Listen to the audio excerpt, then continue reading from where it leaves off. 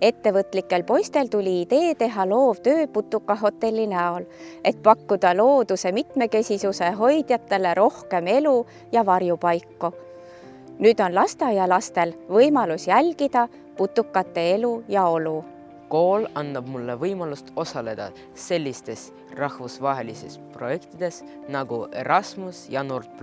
Ettevõtliku kooli standardi enesehindamine näitas meile, et meie koolis on väga huvitav õppida.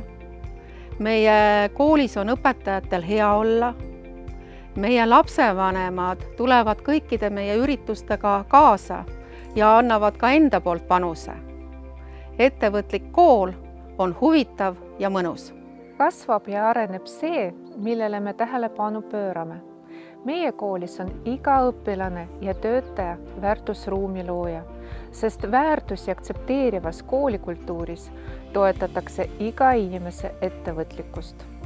Õpetajana ma nägin, kuivõrd väärtustatakse siin õpetajate tööd, kuidas väärtustatakse õpilaste tööd ja see kindlasti inspireerib, toetab ja lumepallina kasvab ja toob seda sünergiat, mis teil majas on. Ettevõtliku kooli tunnuseks on see, kui koolijuht saab olla oma meeskonnale tänulik ja see võtab tal pisara silma.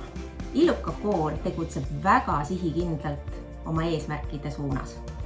Aktiivsel koolil on aktiivne koolipere ja kogukond. Ja see kogukond ei ole iseenesest tekkinud, vaid kool on väga nutikalt selle kogukonna endale ise loonud.